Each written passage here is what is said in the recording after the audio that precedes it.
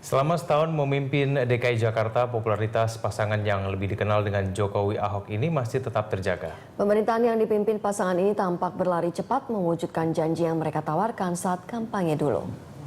Demi Allah saya bersumpah. Demi Allah saya bersumpah. Konsep Jakarta Baru yang dirumuskan Joko Widodo dan Basuki Cahayapurnama merupakan janji yang harus mereka wujudkan. Pasalnya, konsep itu diharapkan mampu menjadikan Jakarta sebagai kota modern yang tertata rapi, menjadikan Jakarta sebagai tempat hunian yang layak, memiliki masyarakat yang berkebudayaan, serta pemerintahan yang berorientasi pada pelayanan publik. Sejumlah aksi kerja pasangan pemimpin Jakarta ini pun tampak berorientasi pada konsep tersebut. Lihat saja keberhasilan Jokowi menata pasar Tanah Abang. Pemindahan pedagang kaki lima di kawasan yang dulu dikenal sebagai salah satu daerah paling kusut di Jakarta itu seolah memberikan harapan adanya perubahan kondisi ibu kota di masa mendatang. Selain tata kota, persoalan yang selama ini juga melekat kuat sebagai bagian dari citra buruk Jakarta adalah persoalan banjir.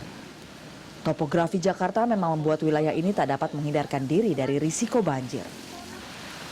Kondisi ini diperburuk dengan perilaku warga, seperti membuang sampah ke sungai dan ahli fungsi daerah tangkapan air.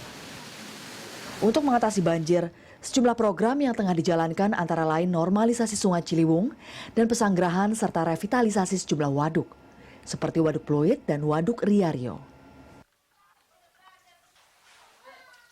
Untuk Waduk Pluit, sedang dilakukan penggalian hingga kedalaman 7 meter. Dan luas Waduk Pluit yang saat ini 60 hektar akan diperbesar hingga mencapai 80 hektar. Dengan demikian, total daya tampung Waduk Pluit sebanyak 5,6 juta kiloliter air. Sedangkan revitalisasi Waduk Riario masih terkendala karena dari total 26 hektar luas lahan Waduk Riario, ada sebanyak 2,1 hektar yang masih jadi sengketa antara PT Pulau Mas dan keluarga besar Adam Malik.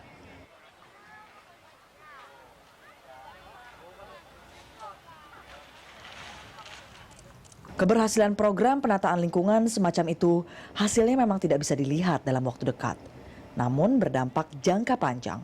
Tak heran apabila publik cenderung menilai buruk program-program seperti ini.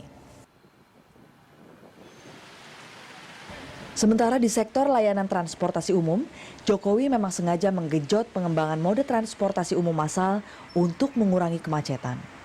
Aksinya terlihat dari upaya menambah armada bus Transjakarta.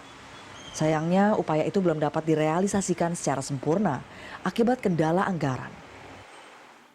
Selain itu Jokowi juga sedang memulai proyek anyar, yakni dimulainya rencana pembangunan monorel dan MRT yang diharapkan menjadi alternatif solusi kemacetan Jakarta. Meski beberapa terobosan telah dilakukan, publik masih menilai buruk kondisi kemacetan di ibu kota. Di sisi lain, beberapa gebrakan Jokowi Ahok yang dirasa telah menyentuh warga Jakarta adalah program Kartu Jakarta Sehat dan Kartu Jakarta Pintar. Tujuannya, pemerintah ingin meringankan beban hidup warga DKI Jakarta, terutama yang hidup di bawah standar hidup layak. Program percontohan Kartu Jakarta Sehat yang telah diluncurkan sejak 1 tahun lalu terbukti sukses. Hingga November 2013, tercatat 3 juta lebih warga Jakarta telah bergabung dalam program KJS. Jumlah itu belum mencakup semua warga Jakarta yang berhak mendapatkan KJS, yakni sebanyak 4,7 juta jiwa. Sementara Kartu Jakarta Pintar khusus dibagikan kepada para siswa yang berhak dalam bentuk rekening biaya pendidikan di Bank DKI senilai Rp240.000 per siswa kurang mampu per bulan. KJP pertama kali dibagikan 1 Desember 2012 pada 113 sekolah. Dan selama 2012, sebanyak 10.406 KJP telah dibagikan secara lancar.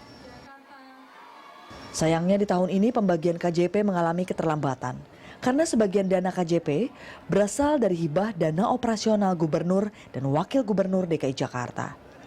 Padahal idealnya menjadi dana operasional dari pos anggaran lainnya. Jika pemerintahan Jokowi mampu secara konsisten mempertahankan kinerja seperti yang ditunjukkan selama ini, bukan tidak mungkin popularitas dan persepsi publik terus meningkat di sisa periode kepemimpinan.